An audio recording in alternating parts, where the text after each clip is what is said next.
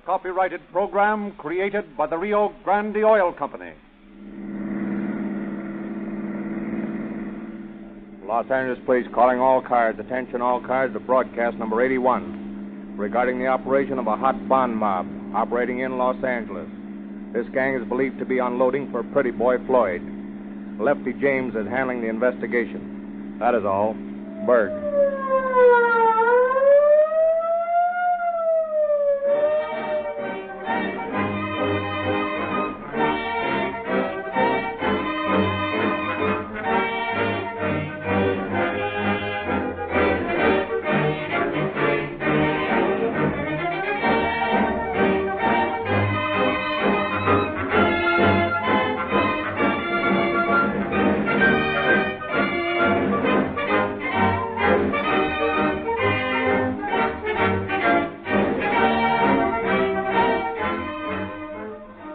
It is a holiday for Officers Erickson and Donahue.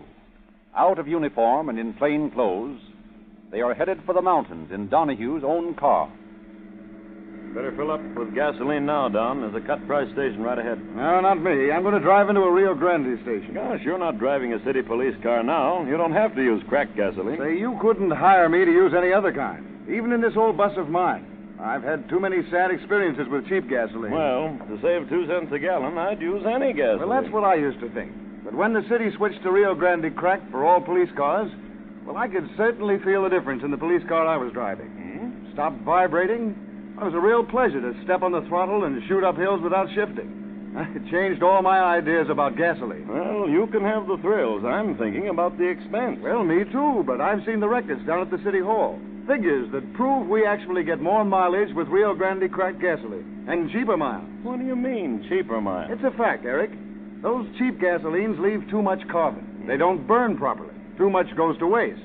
Now, that cracking process of Rio Grande's does something because, well, there's no waste. It all turns into power. And there's no carbon gumming up your engine. So you figure it's cheaper to use Rio Grande cracked in your own car than to buy a cheaper gasoline. Is that it? Listen, Eric. Those chemists at the city hall are smart babies. Yeah, I know They've that. tested all the gasolines, and they're buying Rio Grande cracked for all the city cars because they know it's the best buy on the market. And that goes for a lot of other cities, too. Why, do you suppose Oakland and Berkeley, Merced, Fresno, Los Angeles, and many cities and counties in Arizona would specify Rio Grande cracked unless they knew they were getting more for their money? No, maybe you're right, Don. Well, there's no maybe about it. I'm banking on the city records. I know Rio Grande cracked is the best and cheapest gasoline I can buy.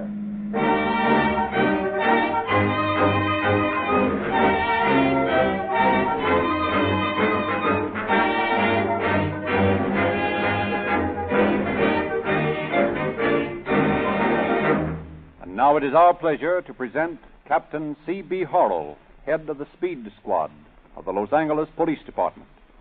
Captain Horrell. Good evening, friends. You have often heard us plead the case of closer cooperation between the various law enforcement agencies. This is no idle preachment. The Los Angeles Police Department practices it. And now, since the federal government has begun its drive on racketeers, kidnappers, and bank robbers, it has become an increasingly pleasant duty to cooperate with G-men in their work of stamping out the gangster. So quiet and unostentatious was the investigation we are about to dramatize for you tonight that few citizens realized at the time that our officers were combating one of the far-flung tentacles of the Pretty Boy Floyd mob. Yet, as you will see, the criminal activities of that late hoodlum and bank robber extended from his midland hunting grounds all the way to the Pacific coast.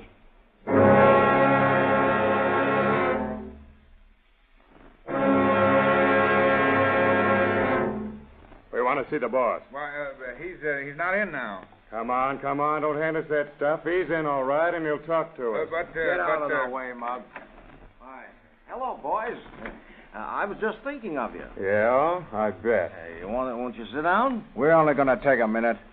And what we can say is we're going to say on our feet.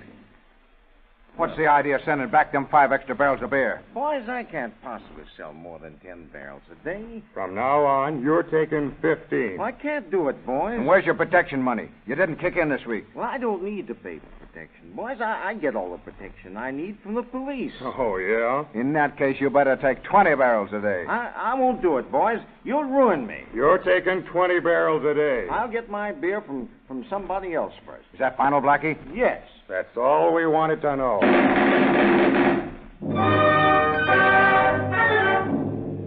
Thus the racket. Prohibition's contribution to criminal history.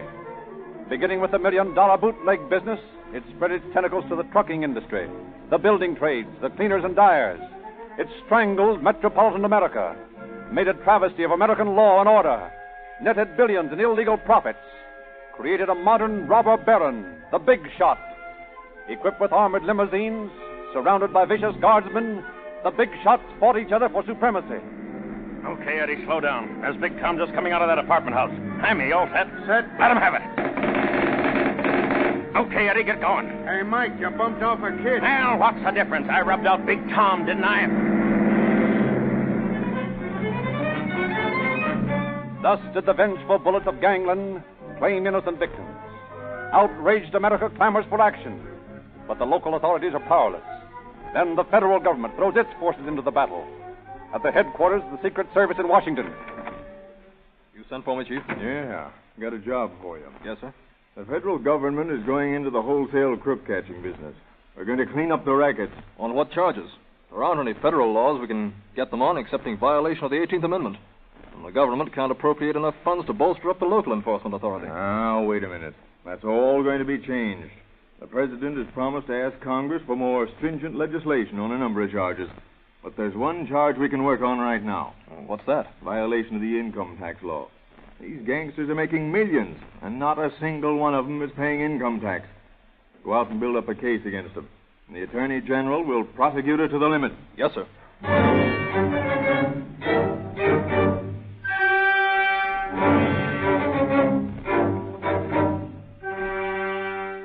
Slowly, with painstaking care, the federal investigators build their cases. One after another, the Big Shots topple, change their notorious names for numbers, file into federal penitentiaries. An awakened citizenry votes prohibition into its legislative grave. Congress makes kidnapping a federal offense. One by one, the more lucrative crimes become difficult, more dangerous to commit. But in the underworld... Yeah, looks like they'll force us guys to go straight. Yeah? Yeah, there ain't no more liquor racket, and don't want to swing for kidnapping, do you? No, but before I'd go straight, I'd snatch purses. Yeah, that's about all that's left. That's the second story work. Well, you're forgetting the place where there's a big payoff. Yeah, what's that? The banks. Get the door where it's kept. Oh, that's one in a chance. You might get killed. What of it? From now on, it's them or us. So prohibition indirectly spawned the most daring breed of bank robbers in history. John Dillinger. Babyface Nelson. Pretty boy Floyd. No cracksmen these, no snooping romantic midnight prowlers. Theirs is the direct method. Play center, Kansas. Well, Mr. Potts, I think we'll be able to arrange that mortgage for you. Yeah, that's fine. If I can get my hands on that money, I'll be able to put in a new silo. Dig 'em up. What? Yeah, what merciful This is heaven. a heist. I'll make no passes, no burglar alarms, mister. I'll let you have it. I wasn't. You better not. I got men with Tommy guns all around the joint. Now shove out all the dough you got in your till there. But Come on, let's have it. all right. Ain't much, but when we get what's in the safe... The safe? Sure, you'll have the back door open. One of my boys going through the safe now. But all we've got back there is bonds. They belong to our customers. Now, what do we care? They're worth dough to us. Well, I got all there was to get, Floyd. Good. About how much? How about $30,000? That's fair enough. Now, listen, you two guys. My boys will be outside with their tomcats on the door. It won't be healthy for you to stick your noses out of this joint for 15 minutes.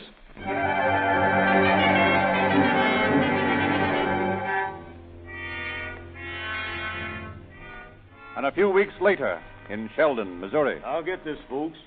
No cause for alarm. You'll all be quiet. Of course, if anyone gets out of line, I may have to wipe you out. Hey, pretty boy, the safe's locked. Is it very big? No, not very big. Okay, get some of the boys and move it out. What? You heard me. We can't open their safe. We'll take it with us.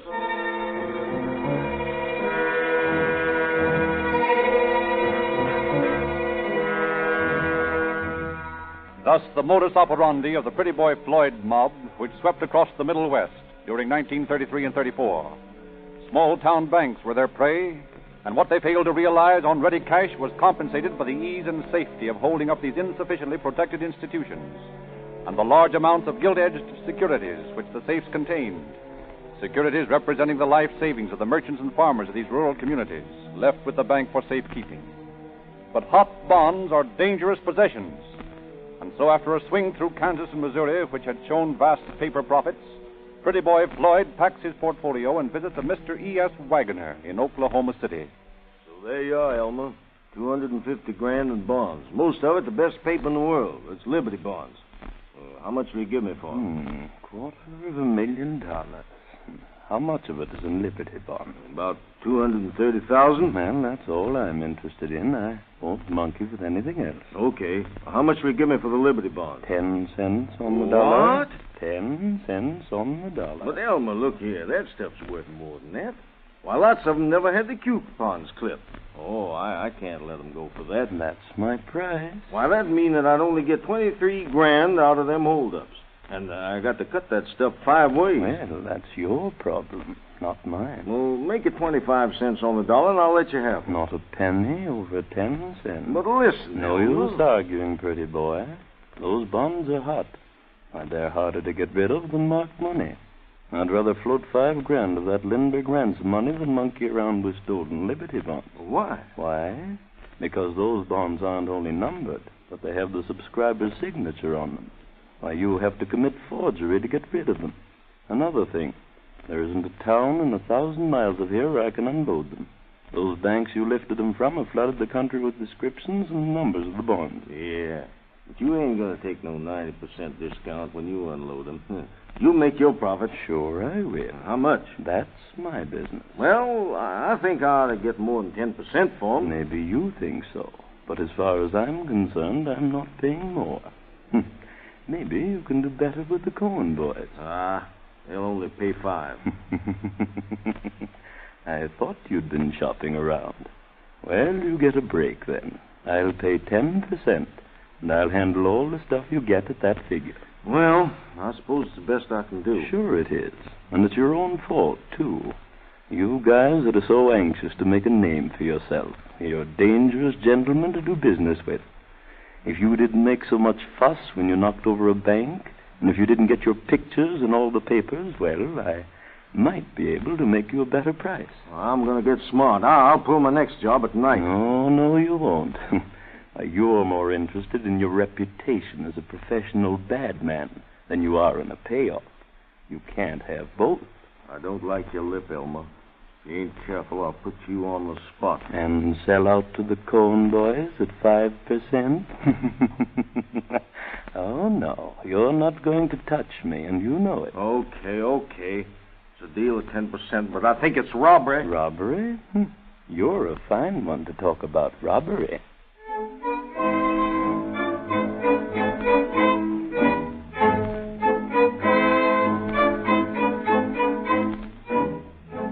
Three months pass, and then one August day in 1933, Elmer Wagoner arrives in Los Angeles, registers at a downtown hotel as E.J. Spaulding, meets 2 friends at a speakeasy on Hill Street. Now, you gentlemen know this town. You make the contacts.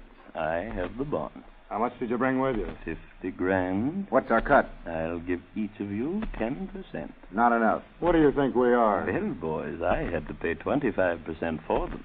You're probably lying. But even if you did, you can afford more than 10%. Well, I don't really see how I can. I'm running an awful risk. Yeah, how about us? We ain't going to run into no federal beef for buttons. Well, boys, now we don't want to argue about the thing. Maybe we can make a deal. What do you think is fair? 25%. Split between you? No, a piece. Oh, come on, boys. I don't make anything that way. Not much you don't. Now, look here. I tell you what I'll do. I'll meet you halfway. Now, you know that your figure is a little too high.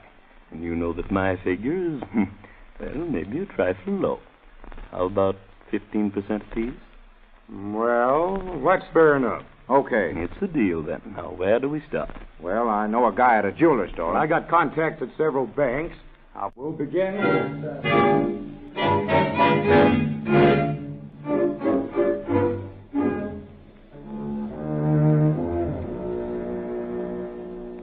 Good afternoon, Mr. Hastings. Why, hello, Mr. Whaler. How's the banking business these days?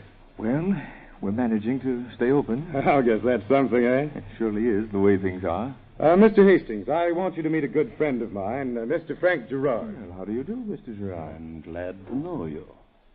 Mr. Gerard has some Liberty bonds, and he needs some ready cash for a little business venture. I thought possibly you could make him a short-term loan on his bonds. Oh, I think that could be arranged.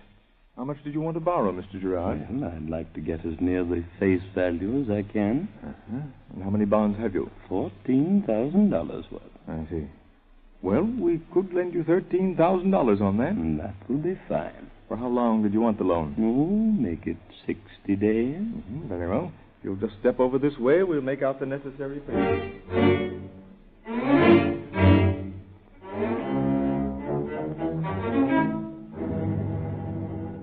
Thus forging the signatures of the owners of the bonds, Wagner unloads thousands of dollars worth of securities. But he does not reckon on the thoroughness with which Liberty bond transfers are checked. For within a few days, Chief of Police Steckel of the Los Angeles Police Department receives a message which causes him to summon Lieutenant Lefty James, head of the gangster detail, into his office. Lefty, some of those bonds stolen by Pretty Boy Floyd last spring are turning up here in town. Yeah? Yes. Downtown Bank made a loan last week to a man who posed as the owner of $14,000 worth of Liberty bonds. When the bank investigated the bond numbers, they found that the bonds he'd stolen from the Wyndham State Bank in Wyndham, Kansas, and that the rightful owner had never received them back. Now, I want you to go out and get the man that's unloading those bonds. Yes, sir. Any angles on it? Yes, the man that introduced to the bank was Mr. E.E. Whaler. Oh, you mean that criminal lawyer? That's the man. Now, I suggest that you shadow him until you get a line on his companion. Yes, sir. I'll get on it right away.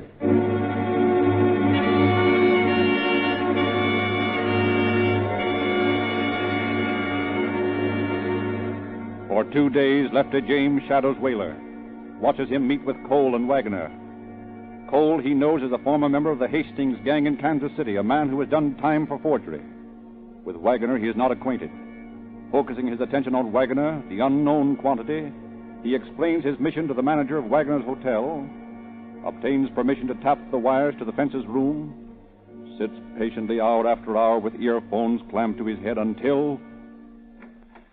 Hello, Lefty. Oh, hello, Steve. Chief sent me up to relieve you so you could grab a bite of dinner. Swell. Heard anything? Nothing important in 2 days. Well, that's the way it goes. You never know. Quiet. There's a call now. Hello? Hello, Elmer. This is Elgin Cole. Yes, Elgin. I got a lead on a customer for some of those bonds. Who?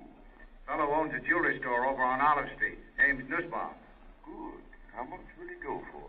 Oh, $3 or $4 grand. Fine. I'll meet you down at the place in about 15 minutes.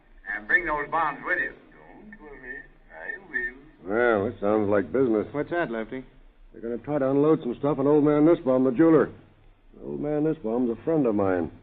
Hand me that phone, will you? Here you are.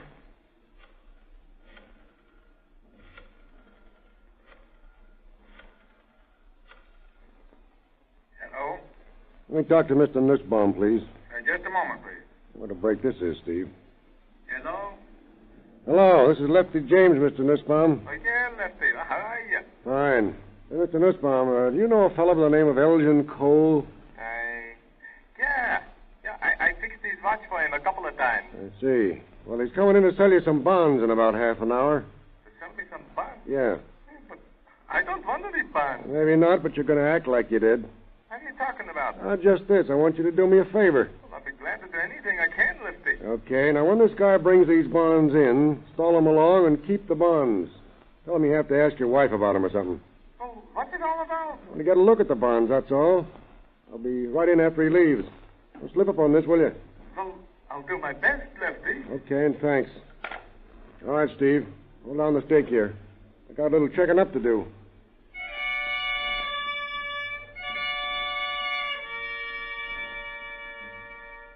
Well, Mr. Nussbaum, did you get the bonds? Did I get the bonds? Yeah, I did. And for the job of that, I had to tell 101 lies. All right. Where are the bonds? Right here. But you better not take too much time with him because he said he was coming back in half an hour. I only need 5 minutes. Let's see. Serial number 618. 609, 10, 611, and 12. Issued to Gus Nixon. That's all I need, Mr. Nussbaum. Well, tell me, Lefty, what is it all about? These are stolen bonds. Taken in bank robberies in the Mideast. Stolen bonds? Well, what'll I do when he comes back? Maybe he'll bump me off. No, I don't think so. Tell him you decided not to buy them. But he might decide to take me for a ride. Just to be sure there's no rough stuff, I'll post one of the boys outside. Well, I'll feel better that way. Okay. I'll take care of it. And I want to thank you for your help. Glad to help you any time, Lefty. Only next time, don't let it be mixed up with gangsters. Okay, Mr. Nussbaum.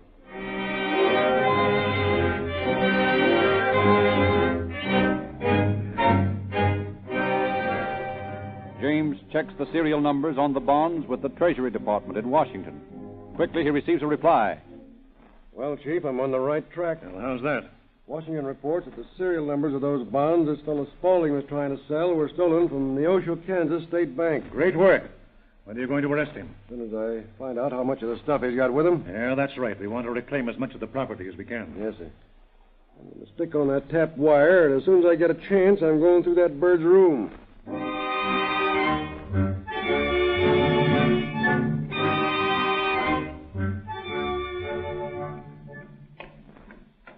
Gotta work fast, Steve. Tell the hustler this guy will be back. The desk will tip you off when he's coming up, won't they? Yeah, but that might be any minute. You go through his suitcase, and I'll go through the drawers in his dresser.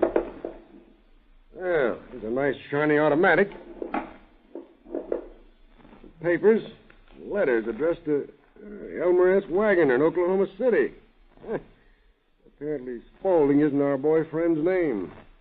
Elmer S. Wagoner. Let's make a note of that. Find anything, Steve? Did I? Look here. Briefcase, huh? Lucky it's unlocked, and there are $3,000 bonds in it. Fine, we got all we need. When are you going to knock them over? I'm not. Hey, what are you taking that briefcase for? Why, we'll need that as evidence. Oh, no, we won't. Put it back where you found it. Well, what's the idea, Lefty? Simple. We've got to give our Mr. Wagoner enough rope.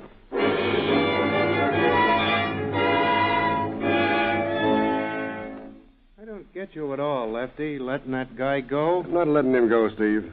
What good is he to us with only $3,000 worth of stolen bonds on him? If we pinch him now, we'd never locate the rest of the stuff.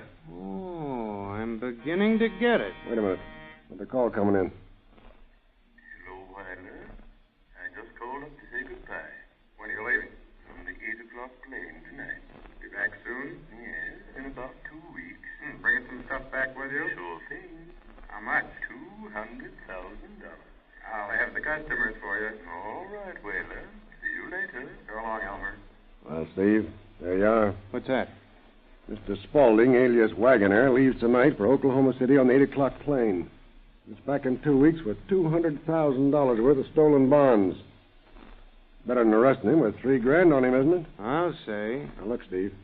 I'm going to stay on this wire till he checks out. There's some things I want you to do. Yeah, what's that, Lefty? First, see that the cab that takes Mr. Wagner to the airport is driven by a copper disguised as a cab driver. You tell him not to let Wagner out of sight till he takes off. Then have him report to me at headquarters. Right. And wire the Oklahoma City authorities. Tell them to shadow Wagner from the moment he lands and tip us off when he leaves for Los Angeles again. Okay? Okay.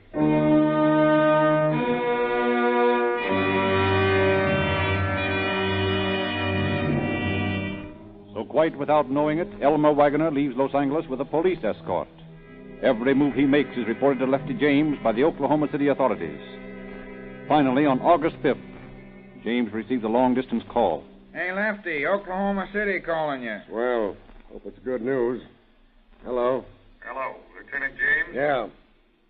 This is Moffett in Oklahoma City. Oh, yeah, Moffett. What do you got for me? Your man Wagner just left Oklahoma City by plane for Los Angeles. Great, great.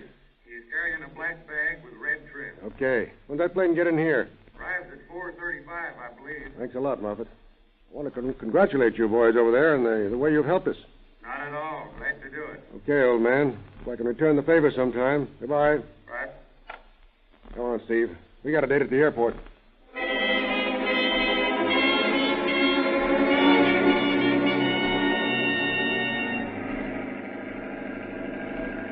Hey, is that the plane from Oklahoma City coming in? Yes, it sure is. Okay, Steve. Keep your eye peeled for a black bag with a red trim. Right. The guy that carries it'll be Wagner. You all set? All set. Hey, they're rolling the steps up now. The door's opening. Yeah, there he is. First one out. He must be in a hurry. Come on, Steve. Just a minute there, friend. You speaking to me? Yeah. I want to have a little talk with you. Well, I'm in a big hurry. Not that big a hurry. You're under arrest. What? Slap the bracelets on him, Steve. Say, what is all this about? Charges of receiving stolen property. I don't know anything about this. You come along quietly? Very well, but I'll clear myself. Why, this is ridiculous. Why, I never heard of such a thing. All right, all right.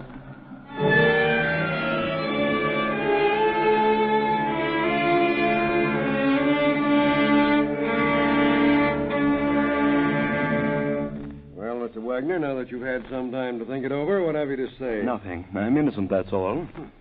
About those $91,000 worth of bonds in your suitcase. Oh, those? Well, I can explain those. Yeah, well, go ahead. Well, they belong to a friend of mine. He asked me to bring them to Los Angeles for him. They're stolen bonds. Oh, are they? Yeah. How do you explain that? Well, as a matter of fact, I knew that they were stolen, but my friend gave them to me. What was your friend's name? Well, I just knew him by the name of Babe. Now, listen, Wagner, stop lying.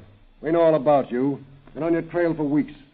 You got both of your accomplices, Elgin Cole and the E. Whaler, in jail right now. I don't know what you're talking about. Okay. Dummy up if you want to. Let me tell you this. You've got a case against you can't beat. They're placing you under a $100,000 bail. They're going to hold you right here till they put you away for good. There you are. Take it or leave it. That case is so good we don't even need a statement from you. You're in a spot. You're going to the pen. No amount of lying can save you.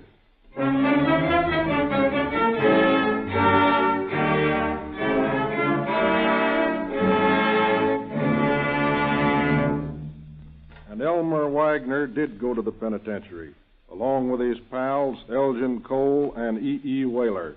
All three of them are serving terms of from 22 to 32 years in McNeil's Island. Thus did Los Angeles help in the downfall of the Pretty Boy Floyd mob. The final chapter in the activities of this infamous gang of hoodlums was written only a few months ago when Pretty Boy Floyd himself died from a bullet inflicted by a dying officer who had fallen before one of his murderous bullets. Thank you, Captain Horrell. Ladies and gentlemen, truth is stranger than fiction. Every broadcast of Calling All Cars tells a true experience from the lives of the police who use Rio Grande cracked gasoline in their daily work. And Rio Grande's advertising is true, too, for we can prove any claims made for cracked gasoline. It is absolutely true that only in Rio Grande gasoline can you get all the benefits of the patented Sinclair cracking process, the very last word in petroleum refining. It costs you no more. Try it tomorrow.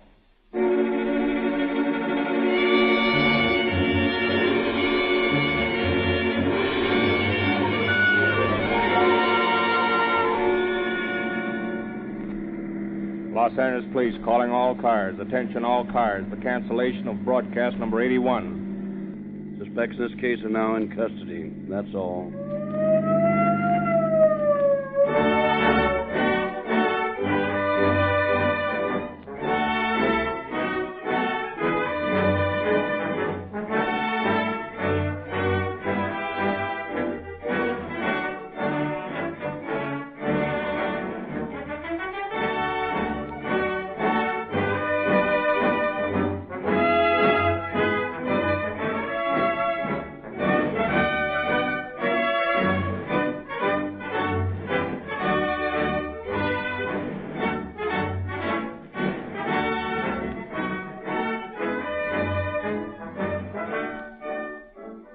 Your narrator, Frederick Lindsley, bidding you good night.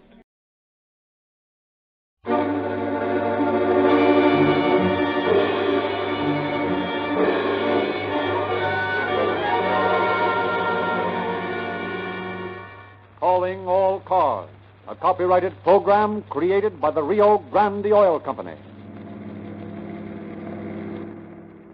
San Diego Police calling all cars. Attention all cars, broadcast 82. Sai Hua, a Chinese merchant, had been found murdered in his store. That's all.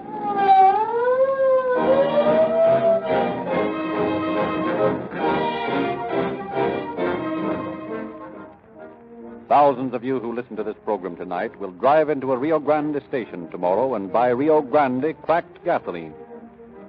As the attendant fills your tank, you'll probably notice other brands of gasoline priced a few cents less per gallon.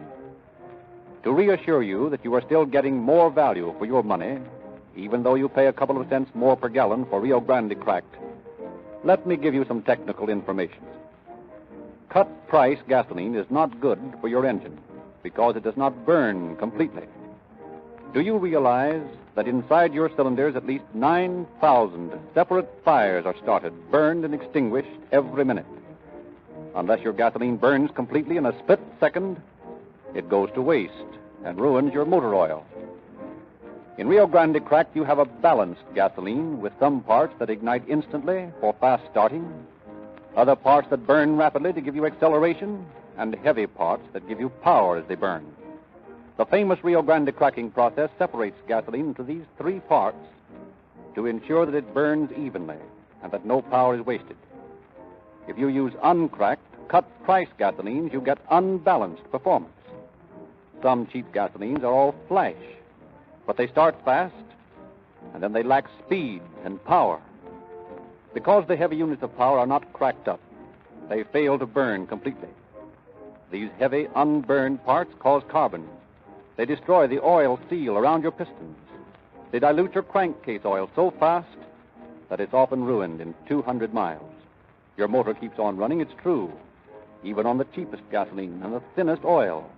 But every mile means waste, wear, and repair bills that cost you many times the few pennies you save on cut-price gasoline. That's one reason why so many western cities that keep records of automobile operating costs specify Rio Grande cracked gasoline. It powers more police cars and emergency engines than any other brand.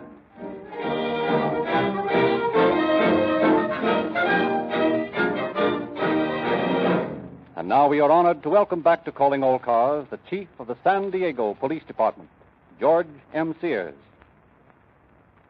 Good evening, friends.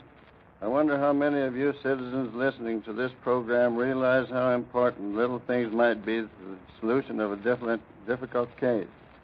In the story selected tonight, all the wisdom and guile of the Orient was matched against the patience of American police, and as usual, the police won. Only those who have attempted to solve a major crime in which Orientals are involved can appreciate the difficulties to be faced. Hours of work must be done, where minutes might suffice when working with members of other races. For that reason, this story tonight is most interesting, because it proves once again that no criminal is smart enough to avoid leaving some clue, thus proving again that crime does not pay.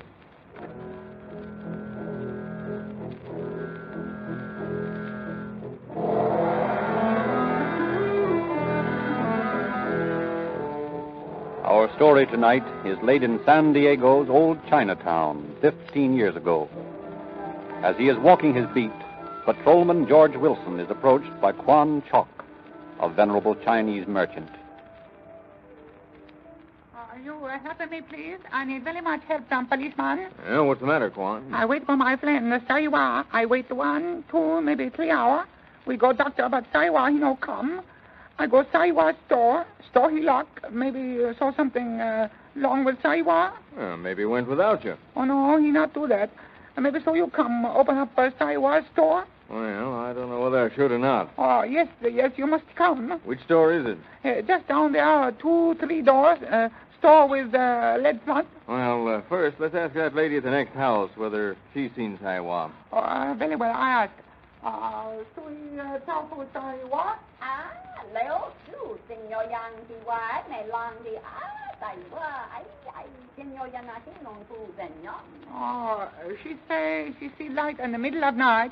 Then she hear a big sound noise coming from Saiwa's place.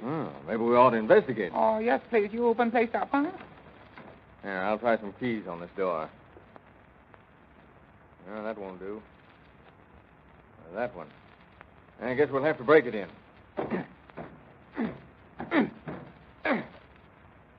Well, nothing out of place in here. We go back room, huh? Oh, 星差地方在 Murder. to pieces. This is a job for the homicide squad.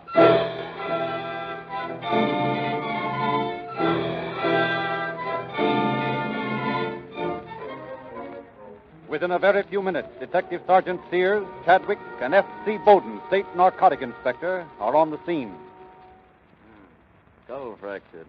Apparently by this heavy door spring. Body hacked by this blood-stained cleaver. Here's a bloody handprint, Captain. Oh, yes, and bloody footprints leading outside. Wilson. Yes, sir? Have this handprint and these footprints photographed. Yes, sir. I asked you to come along, Inspector, because you're so familiar with these Chinese. What do you know about Seiwa? Why, he was one of the best black men in Chinatown. No enemies? Not that I know of. He did a private banking business. Worth plenty of money, he was. Oh, and robbery might be the motive. Yes, it might. Suppose we take a look at the safe. Must be in the other room. Here, this way.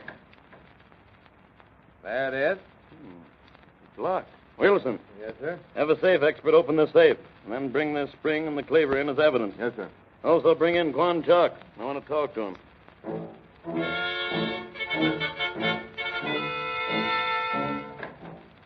I've just opened up that safe, Captain. Good. What did you find? Nothing. What? Absolutely empty. What do you make of that, Inspector? Was the safe jimmied or tampered with? No, apparently it had been opened normally and then closed and locked. I should say, then, if Saiwa had any money in the safe, and it's reasonable to assume that he did, that someone he trusted inveigled him into opening the safe himself. Then murdered him, stole the money, and locked the safe. Someone he trusted, eh? How about Quan Chok? They were the best of friends. It might have been any one of 100 Chinese who did business with Saiwa. It'll be a neat job to question them all. I never saw a Chinaman yet who would talk when he didn't want to. Nevertheless, I'm going to begin with Quan Chok. Has Wilson brought in Quan Chok yet? Oh, that's so. Very well, send him in. Quan Chok came himself. He's outside asking to see me. Captain Man? Yeah? You find the fellow who killed my friend? Well, I'm going to try to. Here, $5,000. You give me what? $5,000 in cash. Yes, here. $5,000. You count, huh? Who's offering this reward? Me, I give 1,000. 4 other Chinese give 1,000. Who? Oh, they like you tell his name all but one. Who's that one? Quan Chi, he one of them. Quan Chi? You know him, Captain. He's a silk importer. Oh, yeah, I know him. Quan Chi, he good friend Saiwa, too. You're sure you're not posting this whole reward between you? Oh, no. 5 of us. We make up money all it together.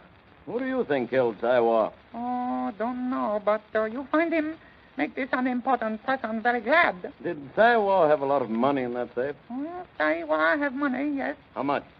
I do not know. You find murderer? Well, we'll try. And Quan Chok, you'll help us, won't you? Oh, yes, I have. All right. I'll let you know when I want to talk to you again. I have all right. I go now. Okay, Quan. Thanks. Well, these $150 bills seem to eliminate Quan Chok. Looks like it. Anyway, I know the old man, and I don't believe he'd do it. Next step seems to be to go over Saiwa's books and see how much money they actually took. Better call the Chinese consulate and have them send a man over to check them for you. I'll do that right away.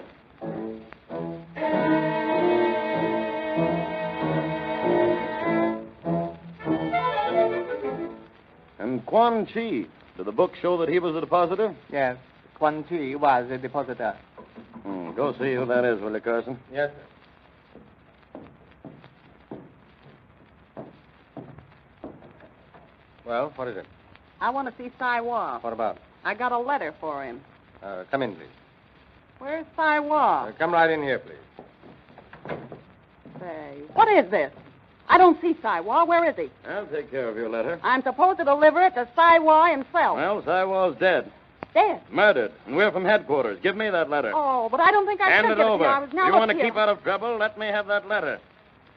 Okay. Here it is.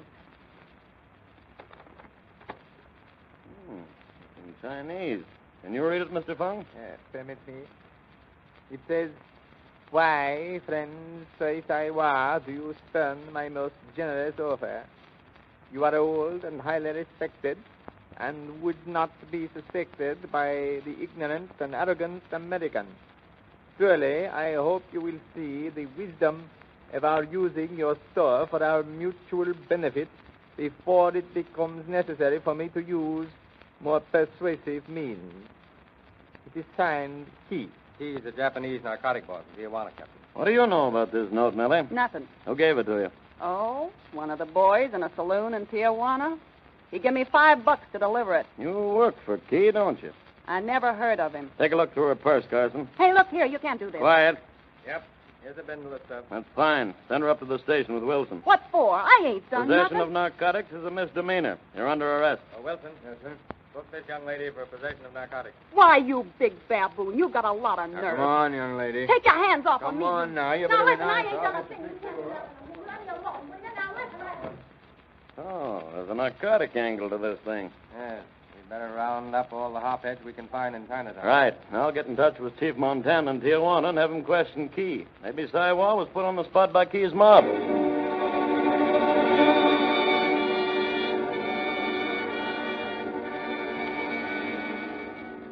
Inspector Bowden and Detective Sergeant Sears, armed with John Doe warrants, round up more than 50 Chinese suspects during the afternoon and early evening.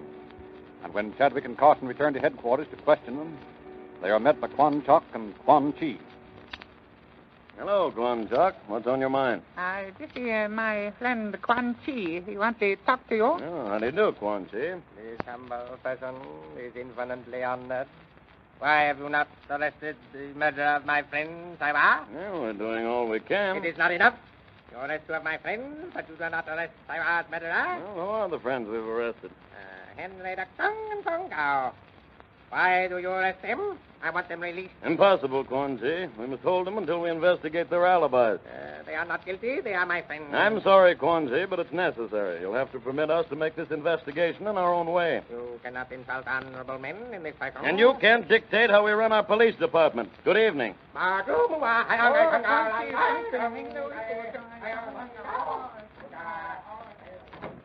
The old man's all upset about his friend's death. Yes, but you're quite right in handling him the way you did. I beg your pardon, Captain. Yes, sir? Chief Montana of Tijuana called while you were out to dinner, and he said he'd be in shortly to report about Key. Good. Yeah, and I've got a report on the bloody hand mark they found at the scene of the crime. Yeah? What is it? And it's Saiwa's own handprint. What? Yep. And the cleaver we found has been identified by Quan Chok as belonging to Saiwa, too. Oh, isn't that sweet? Our only clues circle right back on themselves.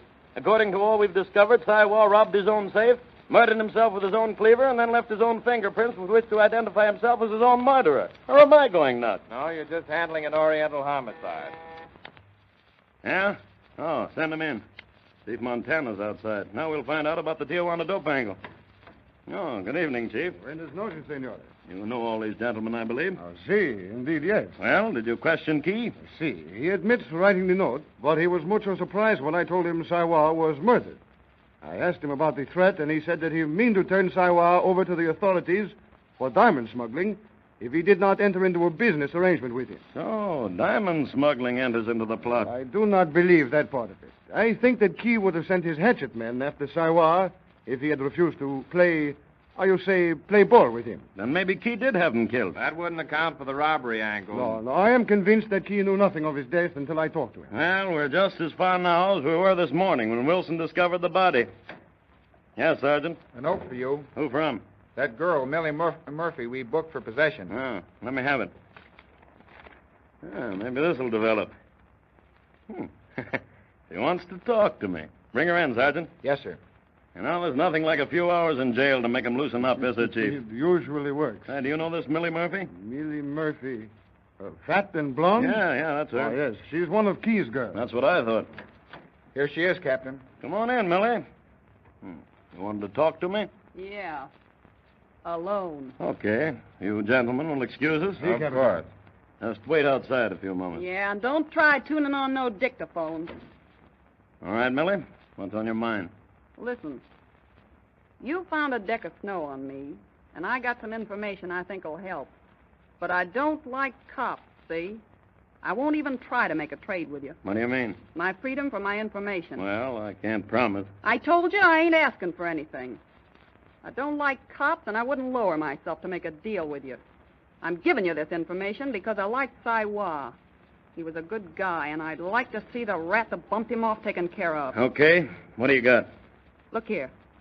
That bindle you found on me was for Quan Chi. Key, down in Tijuana, wanted to use Saiwa as an agent instead of Quan Chi. Mm-hmm. Saiwa was on the level. He wouldn't play, but Key figured he could get him in line. If he had, Quan Chi would have been bounced. Now what do you think? Well, it sounds fishy to me. Huh? Okay, I'm giving it to you for what it's worth. Why, Quan Chi claims to be Saiwa's best friend. He was in here a little while ago, highly indignant because we hadn't caught the murderer yet. Sure, covering up. Quan Chi's smart. I wouldn't expect a dumb flatfoot like you to understand it. Oh, is that so? Yeah, that's so. Well, all right, I'll work on your tip. Well, I don't care whether you work on it or not. Only let me get back to my cell. I'm losing my beauty sleep. Sergeant, take this girl back to her cell. Yes, sir. And ask the other gentleman to come in. Right. Well, how about it? What did you find out from her? I don't know. It's probably a pipe dream, but I'm so dizzy now I'll work on any tip. What do you mean? Just this. We're going to raid Quan Chi's tonight.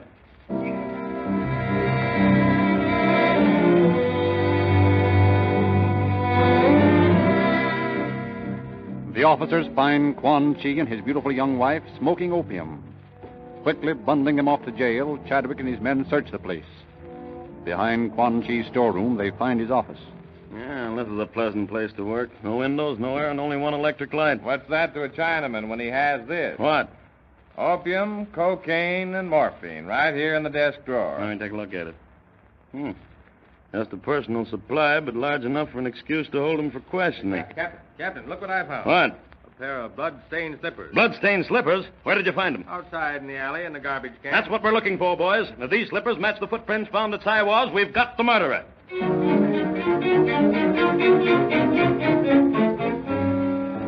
That night, the Bureau of Identification examines the slippers, find that they fit the footprints found at the scene of the crime, find that they are size 7.5. When Sergeant Chadwick tries to discover which of his suspects wears size 7.5 shoe, he meets another baffling disappointment. Oh, hello, Bowden. I'm glad you dropped in. I'm up a tree again. What do you got there on the desk? These are the shoes of Henry Duck Chung, Song Chow, and Quan Chi. And here are the blood-stained shoes we found at Quan Chi's. Well, whose foot fits the bloody shoe? They all do. They're all 7.5. What? Yeah. It seems that every Chinese in San Diego wears the same size shoe. Well, I'm beginning to be stumped myself. I've asked Quan Chok to come down and help us. But first, I want Quan Chi to have a look at these. He's waiting outside. Bring Quan Chi in, please. An outrage, Captain. I am one of Saiwa's best friends. I have offered reward for the capture of his murderer, and you arrest me. Now, just a minute, Quan. Calm down. You shall hear from the Chinese government about this. You have caused me to lose faith. Oh, relax, will you? I want to ask you a question. What is the question? Ever see these shoes before? Where did you get them? I found them behind your house last night. They are mine. I threw them away a week ago. Or did you throw them away night before last, after you murdered You cannot Saiwa? accuse me. I am innocent. You will pay. You see. You will pay. Ah, take them away, Sergeant. Yes, sir. And, Captain, Quan Chok is waiting to see you. All right, send him in. Yes, sir. Come along, you. Come in, Quan Chok. Why have you arrested the Quan Chi? I suspect him of murdering Saiwa. Oh, but that does not seem possible. I found these shoes outside his house last night. They fit the bloody footmarks at Saiwa's. Oh, please let me see those shoes. Here you are. Why, these belong to Saiwa. What? Yes, these are Saiwa's shoes. See, he puts this mark in all his shoes. An embroidered star. I give up. There's nothing about this case that makes sense.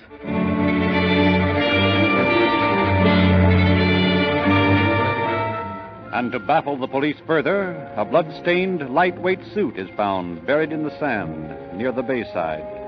Investigation of laundry marks found in the suit reveals that it had been worn at various times by Song Chow, Henry Duck Chung, and Quan Chi. The investigation is caught in an insidious, vicious circle. Then Chadwick and Sears decide to act. With the detail of two men, they return to Quan Chi's shop. You know, it seems a shame to tear the joint up, Chadwick. I know it, but I'm convinced that this Quan Chi knows more than he's willing to tell. As it says in the play, he protests too much. What play? Oh, never mind. What I mean is he makes too much noise about his innocence. Whatever he's hiding, we're going to find it. We have to take this place apart stick by stick. Okay, boys, start on these door casings. These Chinese go in for hidden panels and stuff like that. I'm going to look through these closets. There. Yes, Captain. Better go over these walls inch by inch, tapping for hollow hiding places. Okay.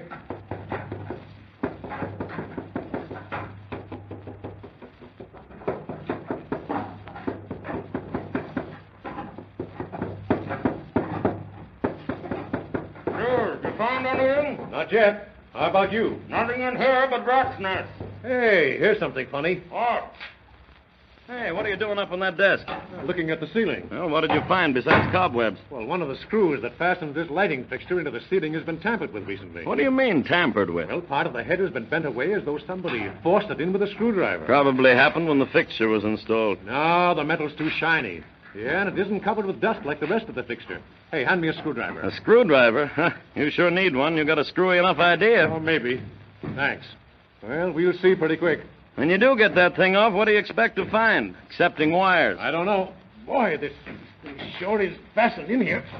There we are. Hey, you're showering me with plaster. What of it? Well, now we'll just swing this fixture to one side. Hey, Chadwick. What? There's a big hole up here. Well, what's in it? Hey, just a minute, like, get my hand in there. Here, grab these packages. Okay. Ooh, morphine. Hey, boys, lay off the hammering. We found it. Hey, and here's another. Okay. Looks like cocaine. Well, now the other side. Yeah, there's something here. Here. Packages of money.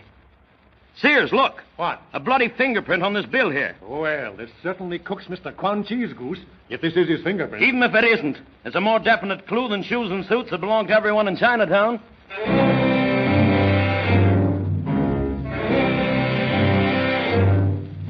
Back to headquarters go Chadwick and Sears to question the imperturbable Quan Chi.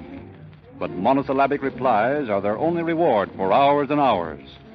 Finally, they send the bland Oriental back to his cell to enable Sears, whose knowledge of Chinese customs is extensive, to set the stage for their next interview. Finally, all is in readiness. Well, it sure looks like a screwy setup to me. Well, anything's worth a try.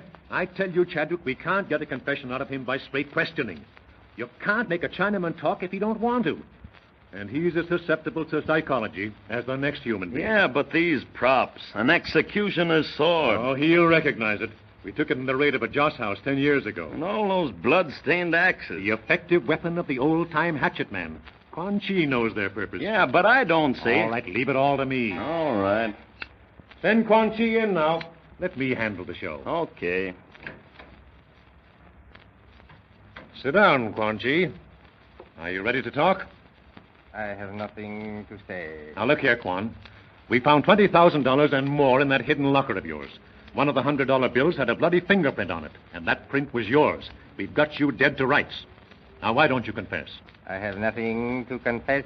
Quan Chi, do you know what this is? It is the knife of Hong, the executioner. It wasn't so many years ago that a merchant called Wing Lo killed a man of his out here in San Diego. And his tongue settled the affair with this knife. And the mighty muscled Hong raised the knife high above his head and brought it down with all his force. The knife quivered in the block, just as it's quivering in the floor there. But Wing Lo's head lay silently beneath it. Oh, now then, I'm forgetting. You saw that execution, Quan Chi. My inferior intellect is unable to comprehend why I'm asked to witness this ridiculous demonstration. Oh, no reason at all. I was just reminiscing about old times and wondering whether Sai Wa's Tong still had an executioner as capable as Hong. Which would be of no concern to me. Well, it might, if you compel us to give you your freedom. My undistinguished attainment in the art of logic prevents me from understanding the progress of your argument. And these may help. You recognize them? The weapons of the hatchet man? Yes. This one here is particularly interesting. See those brown marks on it? I see. That is the dried blood of Sam Gee.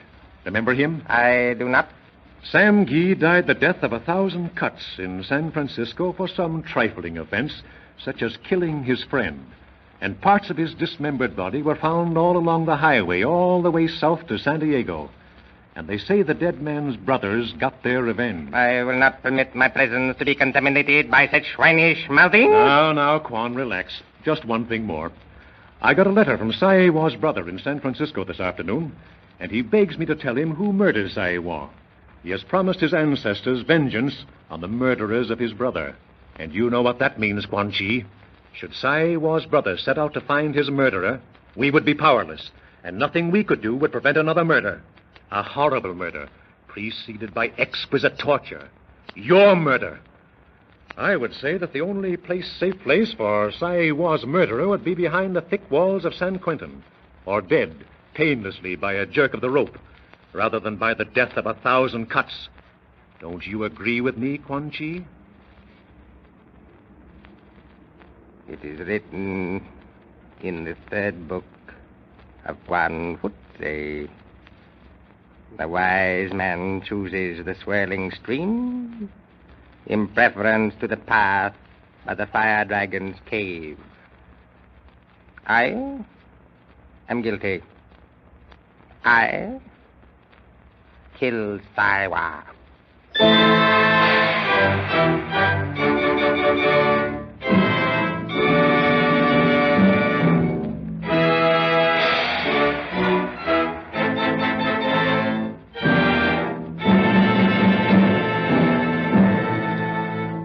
Henry Duck Chung, Quan Chi's accomplice, confessed quickly when he learned that Quan Chi had made a full confession implicating him.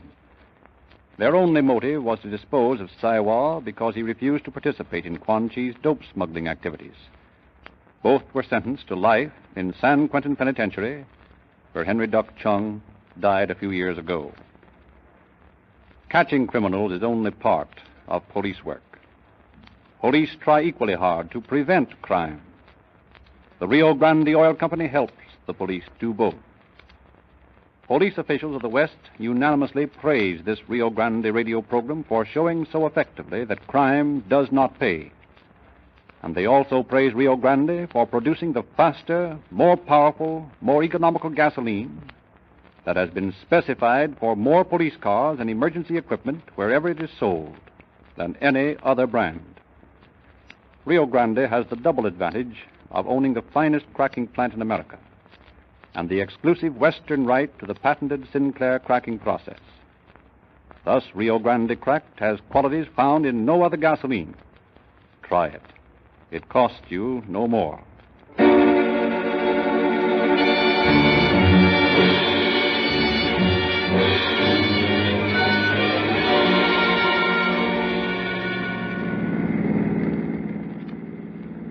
San Diego police calling all cars, attention all cars. Cancellation broadcast 82 regarding a Chinese hatchet murder.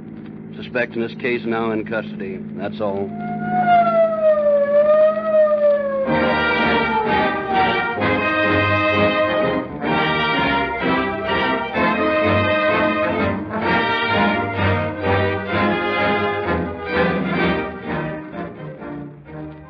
Police cases to be dramatized on future broadcasts are described in the monthly Calling All Cars News.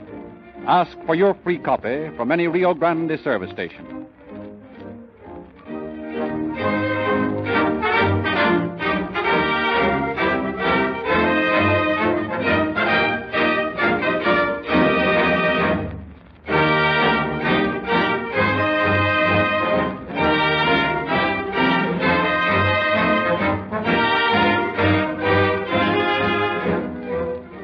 This is your narrator, Charles Frederick Lindsley, bidding you good night for the Rio Grande Oil Company.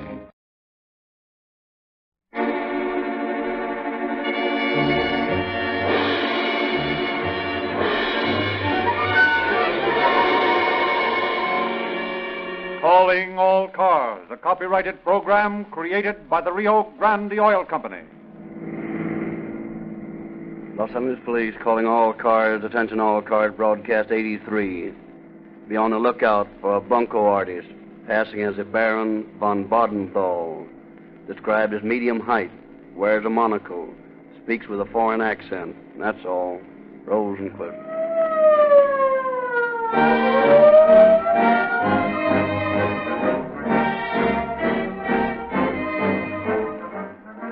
Tonight, hundreds of police cars are patrolling dark streets in California and Arizona cities, listening intently for the police radio.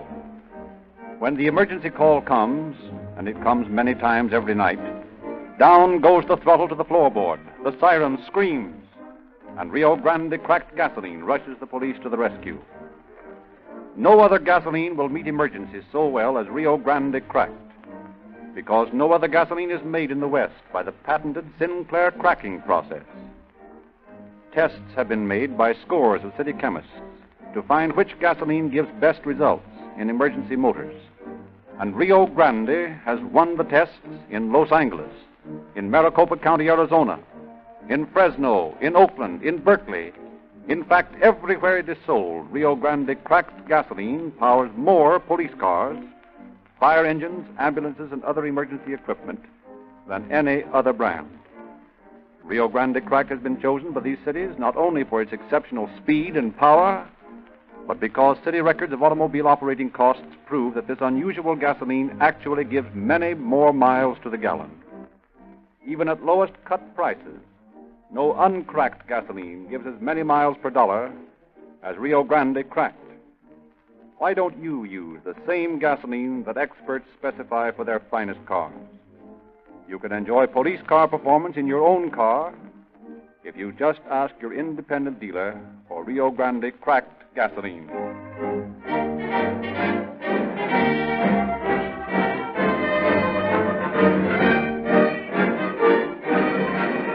And now it is our privilege once more to present Chief James E. Davis of the Los Angeles Police Department. Chief Davis. Good evening, friends. A constant public menace which your police find difficult to combat is the operations of confidence men and bunco artists. The world is full of slickers whose philosophy contains no word or work. They are wed to the idea that the less wary should pay their way.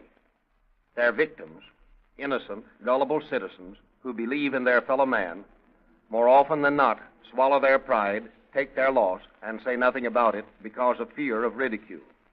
Hence, the policeman's problem. This type of offender could be more completely dealt with if only the citizen who has become a victim of his guile would promptly report him to the police.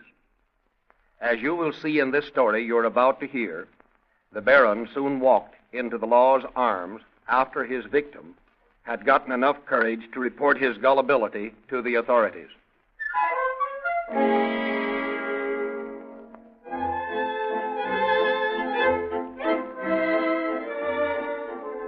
It is several years ago in Vienna.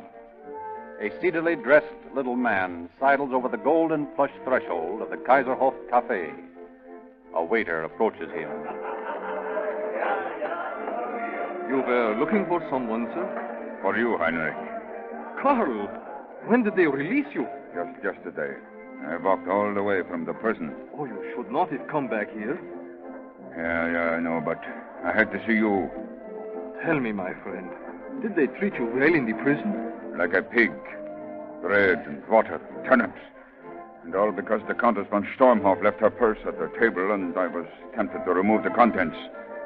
3 years for that. It is the law. The patron need not have turned me in. You could have overlooked it. Oh, it does no good to be bitter, Karl. You can get occupation somewhere else. You're a very good waiter. Waiter? No longer will I be a waiter. Huh? What do you propose to do? I'm going to leave. Consider, Heinrich. With a monocle in my eye and an afternoon coat, could I not pass as a gentleman? Would I not look the same as any of these people here? Yeah. Perhaps you would. Certainly I have a manner. One cannot be a waiter in the Kaiserhof Cafe without a manner. True. And this scar on my cheek, where that Swabian dishwasher hit me with a plate that time, would that not pass as a gentleman's saber scar received in a student duel at Heidelberg? Yeah, it might. But not in Vienna. I'm not going to remain in Vienna. I'm going to travel. And Heinrich, that is why I've come here to you, my best friend. Why is that, Karl? I will need some money to buy a wardrobe and a ticket. Enough money, let us say, to get me to Paris. Oh, I have not much money, Karl. You have enough, Heinrich, to lend me some. Yeah, but my Lena and the children, it would not be fair to them. It is investment, Heinrich. We are going into business together. Of the money I glean from gullible parvenus, I shall give you a half. Think of it, Karl. For a few paltry shillings, you will have hundreds. You can quit this menial task, open your own restaurant. Think of it, Heinrich. A little place of your own, where you can be your own boss.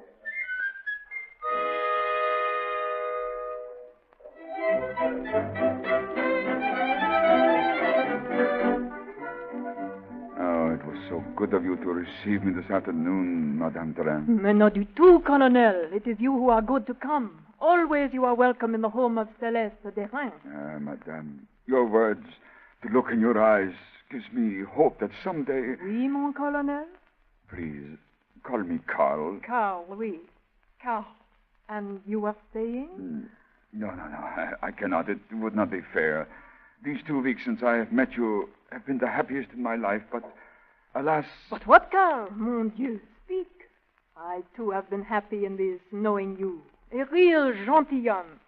Ah, if you could only know the life I have led. Those unhappy years of marriage to Monsieur Derain, a bourgeois. Figurez-vous, a type who did not care that within my veins runs the blood of Napoleon. Napoleon, le petit, that is. Yeah, I know. Yours has been an unhappy lot. And it flatters me, while it grieves me to be forced to add to your unhappiness. Carl, what are you saying? Celeste, I must go away. No, mon ami. Do not go away. Do not leave me. I have not told you before, but I think it is only fair that you know I am on a secret mission. Tiens, a secret mission? Yes, I'm on the business of His Grace, the Archduke Otto. If I am successful, I shall place him on the throne of Austria. Marvelous. When I think what that will mean to the royalist cause in France. Yeah, exactly. My mission is a difficult one, however. It is beset with many annoying obstacles. Oh, if I could but help. Yeah, there is little one can do. Yeah, I will get it somehow. Get what, Carl? Money. It will be necessary to finance the coup d'etat. Money? But then, mon ami, I can help. I have plenty of money. Monsieur Derain made millions, manufacturing bed springs or whatever it was. I beg you to let me help. Oh, no, Celeste. I couldn't think of it. No, it would be quite impossible. When I am successful, when the Emperor Otto sits crowned in Vienna, I want to come back to you without a sense of obligation. Mais j'insiste, Carl. It is a privilege. Oh, that at last I can help the re-establishment of the monarchy. It has been the greatest ambition of my life to be able to do such a thing. How much do you need, Carl? Oh, really, Celeste, I cannot. Assez. Here. I write you the check for 1,000,000 francs. 1,000,000 francs? Voilà, mon cher, for royalty. Oh, but Celeste... Mais tais-toi. Take it. Well, very well, and now, Celeste, I must leave you, but only until I have placed the Archduke upon the imperial throne of Austria.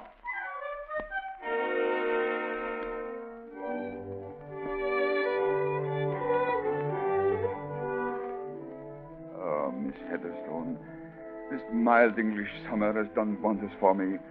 Oh, I feel like a new man. You look much better than you did when you came down here to Shepton Heath a month ago.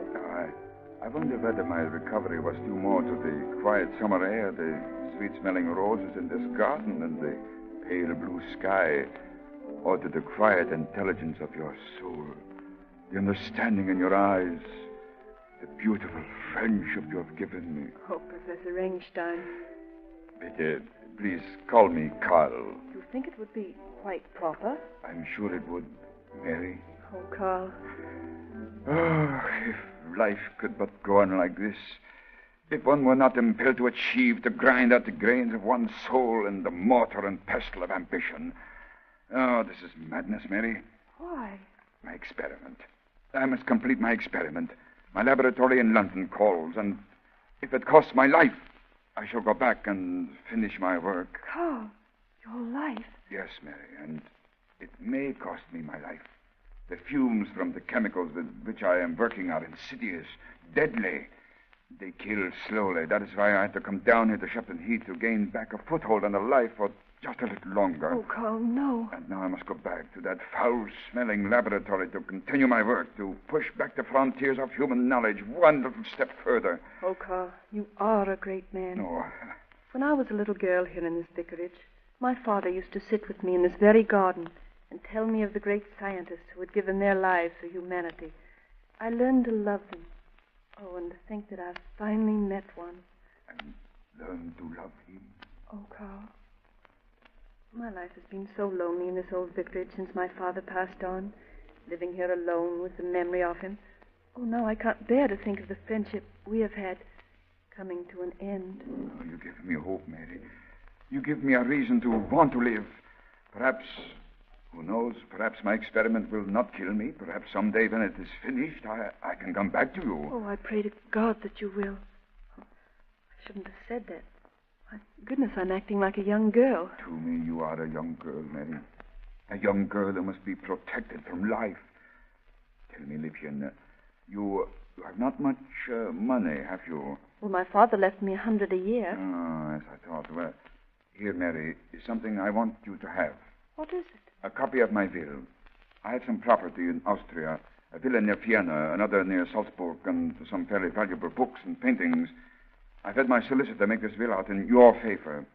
If I die completing my experiment, I want you to have all that I possess. Oh, no, Carl, I couldn't. It wouldn't be right. I've done nothing for you. You have given me hope. You have given me something for which to live. An impetus to go back and complete my experiment. If I only can. But of course you can. With your genius... No, it is not that. Working with the precious materials I may run out before the experiment is concluded. Can't you get more? No, I can and I cannot. At the present, my affairs in Vienna are so tangled that I may not be able to get my hand on some ready cash. Then, Carl, would you let me help?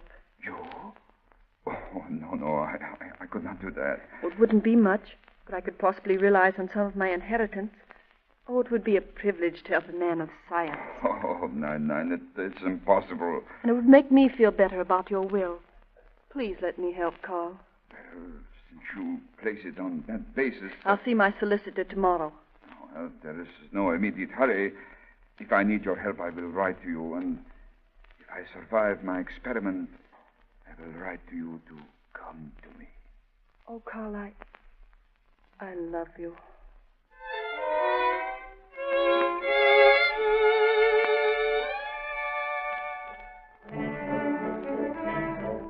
And it is not long before Carl Willingen, the ex-waiter of the Kaiserhof Cafe, alias Professor Ringstein, who writes gullible Mary Heatherston for funds.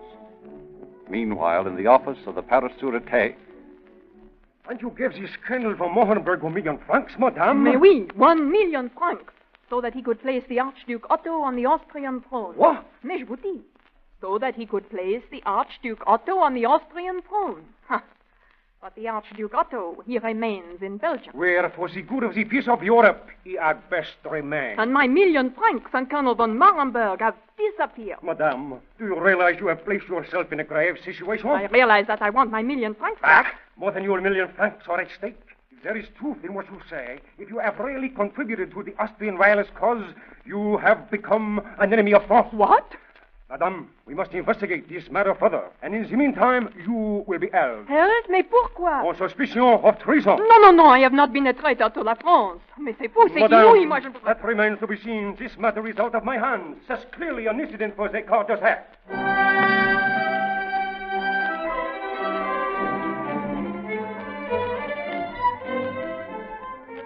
Diplomatic dispatches between Paris and Vienna quickly reveal the fraud, and Madame de Reims, sadder and wiser, is released to go her chauvinistic way. But by this time, spinster Mary Heatherston, puzzled that her beloved scientist's letters have ceased to arrive, sets out on a journey to London, which lands her finally in the Chief of Inspector's office in Scotland Yard. So I went to the address here in London to which I'd been writing him. I found it to be a bake shop which sells Vienna bread. I see. Oh, I can't understand it. The bake shop, they knew no Professor Ringstein. Oh, I wish you'd try to find him. I'm afraid he's met with some accident, been a victim of foul play. You say you've been sending him money. Yes. You see, he was completing a great and important experiment. Oh, what kind of an experiment? Why, I come to think of it, he never did say. I thought so. And how much money did you send him? Several £100. Almost all of my inheritance. We were going to be married, you see. Yes, I imagined so. He even made me the beneficiary. Of his will? Why, how did you know? I've handled such cases before, Miss Heatherstone. This isn't a missing persons case. What is it then? A pure case of fraud. You've been bilked out of several £100 by an imposter. Quick, Sergeant, bring some water. This young lady's fainted.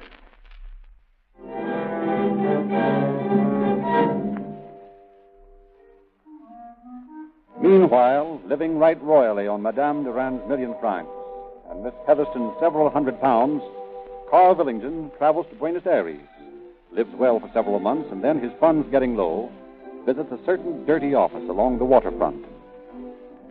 Buenos dias, senor. I understand you're very clever. Clever? At what? Shall we say forgeries? I do not think it would be wise to say it too loudly, senor. I have no desire to. What would the senor like to have accomplished? I wish to enter the United States. From which country? From Austria. Let me see. See, that can be arranged. And under what name? The Baron Karl von Badenthal. The Baron Karl von Badenthal. An excellent name. I'll return at the same time tomorrow, Baron. And I shall have a beautiful Austrian passport ready and visas for you.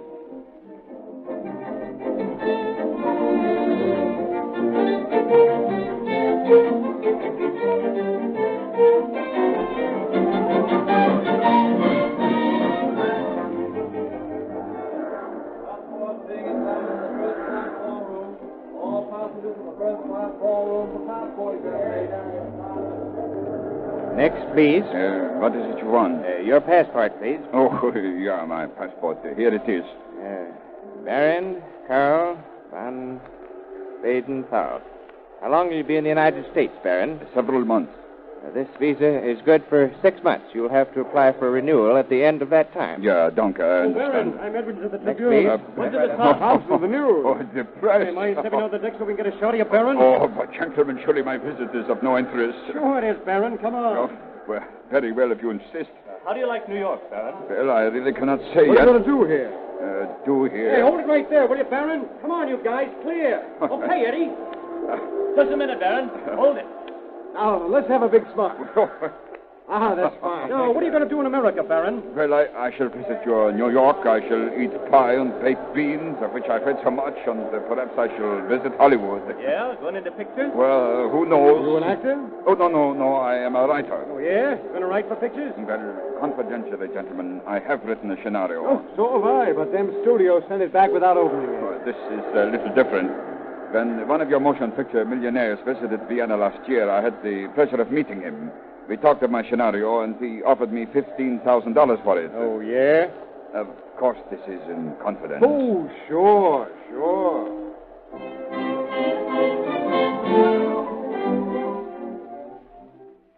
Some more coffee, Herman? Yes, please. Anna, did you see the story in this morning's Examiner? What story? About the Baron von Badenthal. What about him? Oh, he's landed in New York and is coming to Hollywood to sell a scenario. Think of it, Anna. The Baron von Badenthal is coming right here to Hollywood. Well, what of it? What of it? When I was a boy in Austria, there were some von Badenthals who had a castle near our village. Well? Maybe this man belongs to the same family. Maybe he could tell me of the homeland. Now, listen, Herman. You have no right to bother a baron. Your people were just honest villagers. Yeah, but this is America. And Austria is no longer under the emperor. Here, Anna, we have equality. Surely I can talk to a baron. In this country, am I not a baron? I have made my fortune. I, too, have wealth and power. Well, what do you propose to do about this baron? I shall meet him as soon as he gets to Hollywood.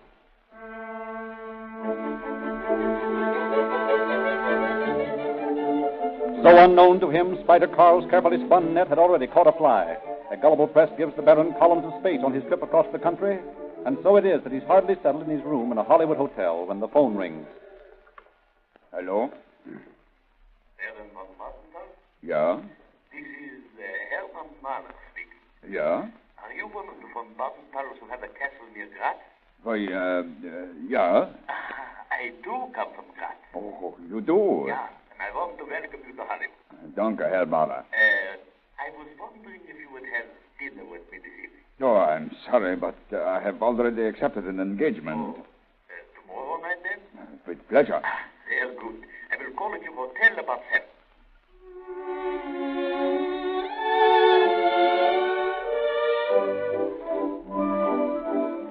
Have another liqueur, Baron? Danke. You were the son of Fritz Mahler, who went off to America so many years ago. Yeah, I am. How small the world is. And tell me, Baron, are you still occupying the old castle? Yeah, I open it every summer. What a lovely place it is. Jawohl, yeah. And what about Old Man Arx? Old Man Arx? Yeah, you know, the cobbler. Yeah, of course. Why, he's dead. Oh, he is? Well, I suppose we all have to go sooner or later. He was a grand old character. I remember as though it was yesterday how he used to tell us tales of his service as a soldier of the Empire. Yeah, indeed. A fascinating old character. You know, Baron, I was thinking you must be pretty tired of living in hotels. Oh, one gets used to it. Anna and I would be delighted if you make your stay here with us while you're in Hollywood. Wouldn't we, Anna? I beg your pardon? I say we would be delighted if the Baron stopped with us, wouldn't we? Yes, indeed. Well, I really don't think I should impose... Oh, it is no imposition. It is an honor to have one of the von Badentals under our roof. Isn't it, Anna? Oh, yes. It certainly is.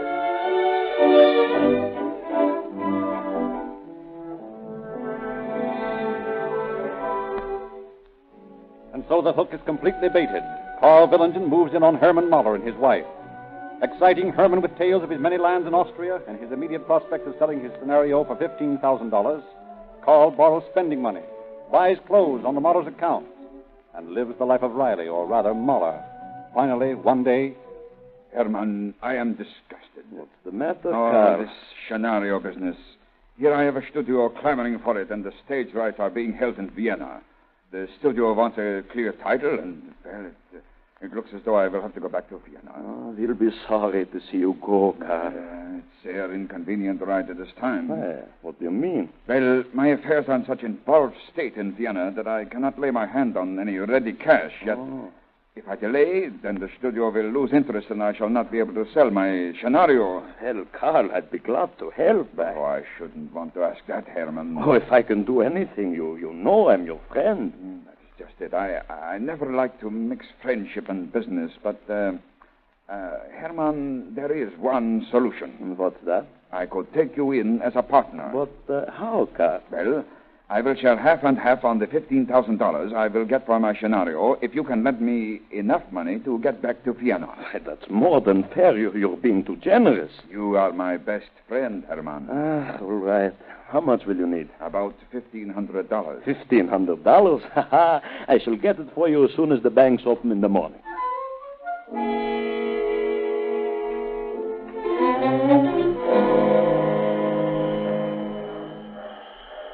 Well, Herman, the time has come to say goodbye. But you will be back soon, won't you, Carl? As soon as I can clear up things in Vienna. But just in case, you know how uncertain travel is, I want you to have this. What is it? My will. Your will? I have made you the heir to all I possess. My castle at Graz, my villa at Salzburg, my other lands in Hungary, my paintings and library. Oh, no, Carl, I couldn't. Should I die, meine lieber Freund, all I have is yours. Auf Wiedersehen. Auf Wiedersehen.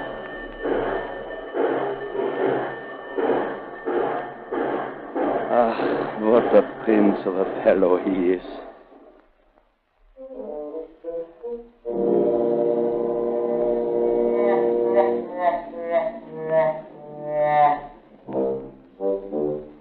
But spurred by the suspicions of Mrs. Mahler, Herman himself becomes suspicious when he receives a letter from the Baron from Vienna. Mrs. Mahler finally talks him into going to the police, and he tells his story to Lieutenants Reed and James, the Los Angeles Police Bunco Detail. So that's all I can tell you, gentlemen. This letter says that the Baron has been encountering difficulties with his affairs in Vienna and will be detained longer than he expected. But the trouble is, gentlemen, that if he had taken the fastest boat and trains, he would have had to send the letter the day he arrived in Vienna for it to get here so quickly. There's something suspicious about this. And you say he made out a will in your favor? Yeah, leaving me his estates and his art treasures. That's a well-known device of bunco artist, Mr. Mahler. Oh, I can hardly believe that the Baron would be a cheat. He was such a gentleman. They usually are. But if he is a fraud, I want to see justice done, and I want to get my money back. Well, we'll do everything we can. And the first thing we'll do is check the Baron with the Austrian consul. But the Austrian consul informs the police that there is no living member of the von Bodenthal family, assures them that Hermann Mahler's friend is an imposter. Then a few days later, Mr. Mahler rushes excitedly to headquarters. Lieutenant James, Lieutenant Reed, I have heard from the Baron. Yeah, well, what's he say? He writes that he has just arrived in New York and that he lost all his money gambling aboard ship. He asks me to send him some more money. That's fine. You wire him to call at the American Express Company on Columbus Circle in New York at 3 o'clock tomorrow afternoon and get his money. But I don't want to send him any more money. Don't have to. Just tell him to be there at 3 o'clock. There won't be any money waiting for him, but there will be a couple of New York cops. Well, what's the rap on this fellow we're looking for, Tim? The bunco artist, I think. Poses as a baron. These phony barons go big out in Hollywood, don't they? No, I'll say. Especially when you can kiss a lady's hand and balance one of them monocles in your eye. Like this fine gossoon just coming in now. Say, that must be our guy, all right. Medium height, wears monocle, scar on cheek. Well, what are we waiting for, then? Wait a minute. Sure, and we'll be seeing what he's after first. What can I do for you? Have you a money order from Los Angeles for the Baron von Bodenthal? Bodenthal? Just a minute, I'll take a look. Don't bother, buddy. You're under arrest, Baron. I beg your pardon. Come on now. Don't pull any law-de-law stuff with me or I'll slap you down. You're under arrest. I cannot understand. I'm sure there's some mistake. Come along now.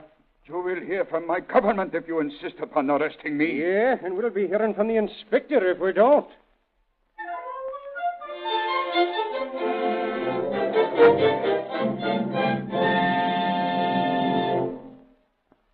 So the Baron von Bodenthal, alias Carl Willingen, walked into the trap, which was partly of his own making. He was immediately extradited to California, and last April 5th was sentenced to serve from 1 to 10 years in San Quentin Penitentiary for grand theft. Following the completion of that sentence, federal officers have a hold against him to deport him as an undesirable alien, and Scotland Yard has filed a hold against him to answer for his fraudulent representations to gullible Miss Mary Heatherstone of Shepton Heath. Whether Madame de Rain, the royalist, will prefer charges remains to be seen. Thank you, Chief Davis. Ladies and gentlemen, would you like to read more about the true crime stories dramatized on this program? Full descriptions and photographs of cases to be broadcast are published each month in the Calling All Cars News. Get your free copy of this unique publication, full of crime, movie, and radio news, at any service station selling Rio Grande cracked gasoline. While you're in the station, try a tank full of exactly the same gasoline that is used by more police cars, fire engines, and ambulances than any other brand wherever it is sold. Rio Grande Cracked, the gasoline that gives you police car performance at no extra cost.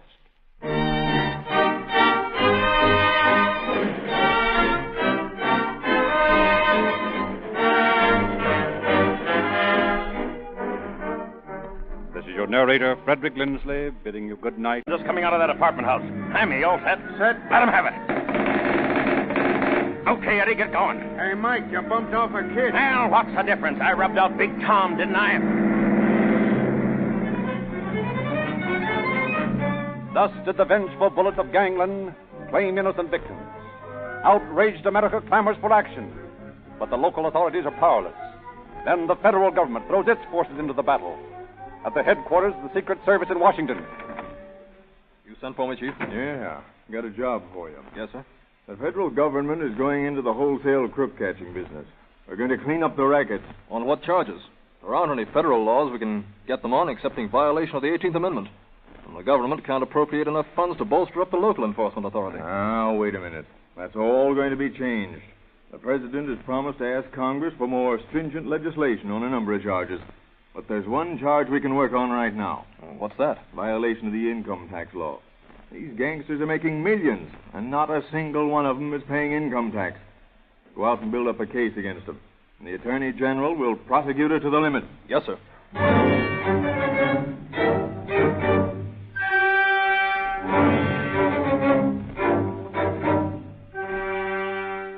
Slowly, with painstaking care, the federal investigators build their cases. One after another, the big shots topple, change their notorious names for numbers, file into federal penitentiaries. An awakened citizenry votes prohibition into its legislative grave. Congress makes kidnapping a federal offense. One by one, the more lucrative crimes become difficult, more dangerous to commit. But in the underworld... Yeah, looks like they'll force us guys to go straight. Yeah? Yeah, there ain't no more liquor racket, and don't want to swing for kidnapping, do you? No, but before I'd go straight, I'd snatch purses. Yeah, that's about all that's left. That and the second story work. Now, well, you're forgetting the place where there's a big payoff. Yeah, what's that? The banks. Get the door where it's kept. Oh, that's one on a chance. You might get killed. What of it? From now on, it's them or us. So Prohibition indirectly spawned the most daring breed of bank robbers in history. Tom Dillinger. Babyface Nelson. Pretty Boy Floyd. No cracksmen these, no snooping romantic midnight prowlers. Theirs is the direct method. Clay Center, Kansas. Well, Mr. Potts, I think we'll be able to arrange that mortgage for you. That's fine. If I can get my hands on that money, I'll be able to put in a new silo. Dig 'em up. What? Yeah, what? Merciful This is heaven. a heist. I'll make no passes, no burglar alarms, mister. I'll let you have it. I wasn't... You better not. I got men with Tommy guns all around the joint. Now shove out all the dough you got in your till there. But... Come on, let's have it. All right. Ain't much, but when we get what's in the safe... The safe? Sure, you'll have the back door open. One of my boys going through the safe now. But all we've got back there is bonds. They belong to our customers. Now, what do we care? They're worth dough to us. Well, I got all there was to get, Floyd. Good. About how much? How about $30,000? That's fair enough. Now, listen, you two guys. My boys will be outside with their tomcats on the door. It won't be healthy for you to stick your noses out of this joint for 15 minutes.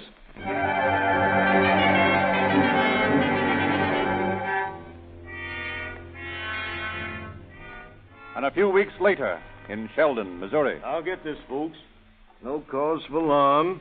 You'll all be quiet. Of course, if anyone gets out of line, I may have to wipe you out. Hey, Pretty Boy, the safe's locked. Is it very big? No, not very big. Okay, get some of the boys and move it out. What? You heard me. We can't open their safe. We'll take it with us.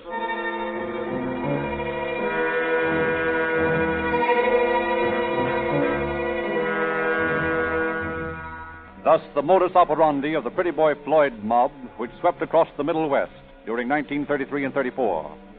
Small-town banks were their prey, and what they failed to realize on ready cash was compensated by the ease and safety of holding up these insufficiently protected institutions, and the large amounts of gilt-edged securities which the safes contained. Securities representing the life savings of the merchants and farmers of these rural communities, left with the bank for safekeeping. But hot bonds are dangerous possessions. And so after a swing through Kansas and Missouri, which had shown vast paper profits, Pretty Boy Floyd packs his portfolio and visits a Mr. E.S. Wagoner in Oklahoma City. So there you are, Elmer. $250,000 in bonds. Most of it the best paper in the world. It's Liberty bonds. How much will you give me for them? $250,000.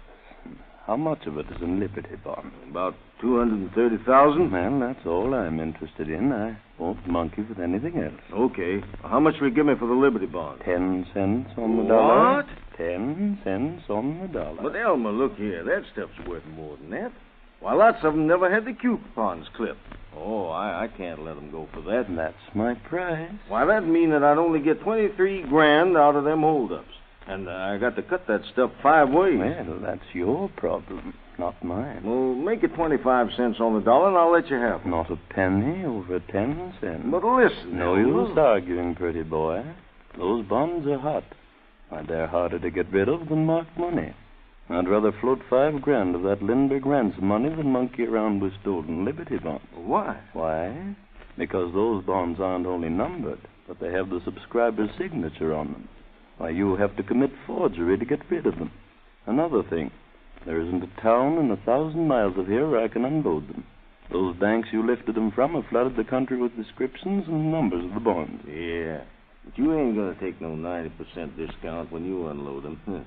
You make your profit. Sure I will. How much? That's my business. Well, I think I ought to get more than 10% for them. Maybe you think so. But as far as I'm concerned, I'm not paying more. Maybe you can do better with the Cohen boys. They'll only pay 5. I thought you'd been shopping around. Well, you get a break then. I'll pay 10%, and I'll handle all the stuff you get at that figure. Well, I suppose it's the best I can do. Sure it is. And it's your own fault, too. You guys that are so anxious to make a name for yourself. You're dangerous gentlemen to do business with. If you didn't make so much fuss when you knocked over a bank, and if you didn't get your pictures in all the papers, well, I might be able to make you a better price. I'm going to get smart. I'll pull my next job at night. Oh, no, you won't.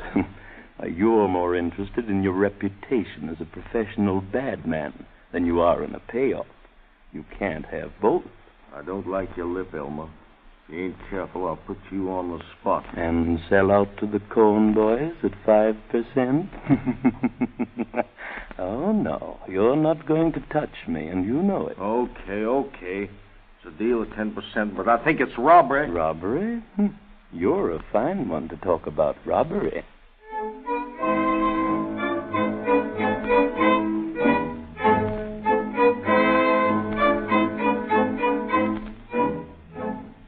Months pass, and then one August day in 1933, Elmer Wagoner arrives in Los Angeles, registered at a downtown hotel as E.J. Spaulding, meets two friends at a speakeasy on Hill Street. Now, you gentlemen know this town. You make the contacts. I have the bond. How much did you bring with you? 50 grand. What's our cut? I'll give each of you 10%. Not enough. What do you think we are? Well, boys, I had to pay 25% for them. You're probably lying. Even if you did, you can afford more than 10%. Well, I don't really see how I can. I'm running an awful risk. Yeah, how about us? We ain't going to run into no federal beef for buttons. Well, boys, now we don't want to argue about the thing. Maybe we can make a deal. What do you think is fair? 25%. Split between you? No, a piece. Oh, come on, boys. I don't make anything that way. Not much you don't. Now, look here. I tell you what I'll do. I'll meet you halfway. Now, you know that your figure is a little too high. And you know that my figure is, well, maybe a trifle low. How about 15% apiece? Well, what's fair enough? Okay. It's all right, Don. Well, there's no maybe about it. I'm banking on the city records. I know Rio Grande crack is the best and cheapest gasoline I can buy.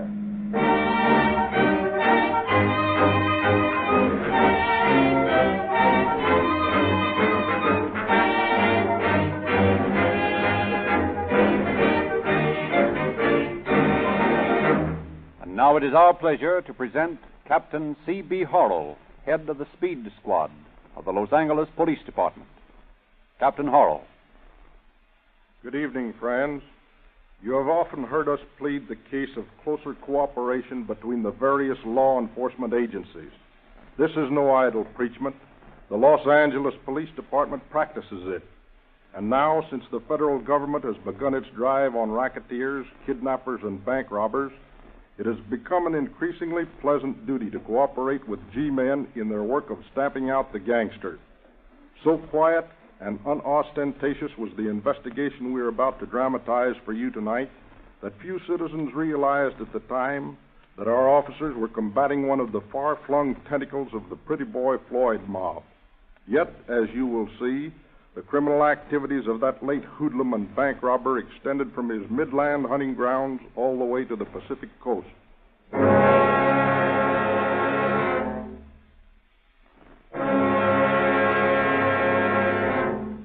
We want to see the boss. Why, he's not in now. Come on, don't hand us that stuff. He's in all right, and he'll talk to us. Get out of the way, Mug.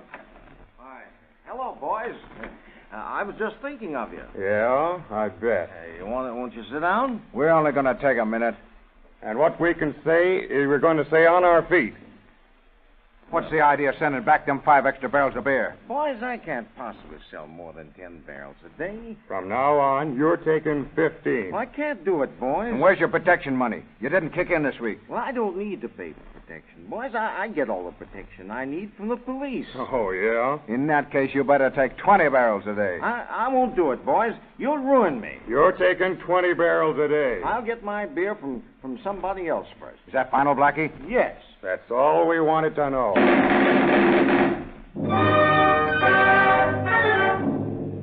Thus the racket, Prohibition's contribution to criminal history. Beginning with the $1 million bootleg business, it spread its tentacles to the trucking industry, the building trades, the cleaners and dyers.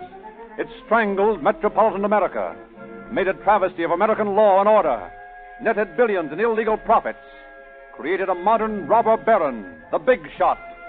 Equipped with armored limousines, surrounded by vicious guardsmen, the big shots fought each other for supremacy. Okay, Eddie, slow down. There's Big Tom.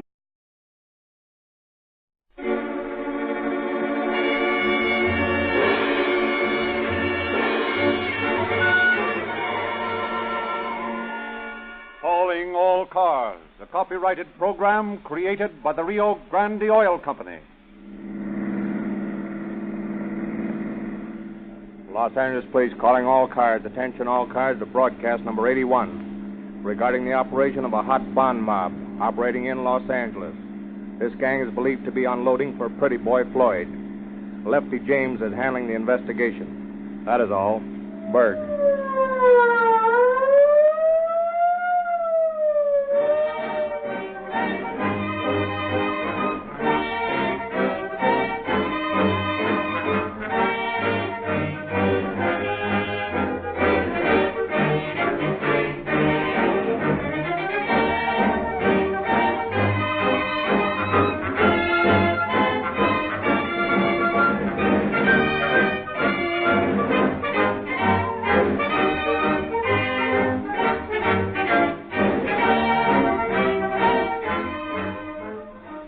It is a holiday for Officers Erickson and Donahue.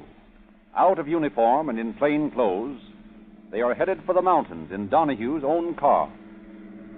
Better fill up with gasoline now, Don. There's a cut price station right ahead. No, not me. I'm going to drive into a Rio Grande station. Gosh, you're not driving a city police car now. You don't have to use cracked gasoline. Say, you couldn't hire me to use any other kind, even in this old bus of mine. I've had too many sad experiences with cheap gasoline. Well, to save 2 cents a gallon, I'd use any gasoline. Well, that's what I used to think.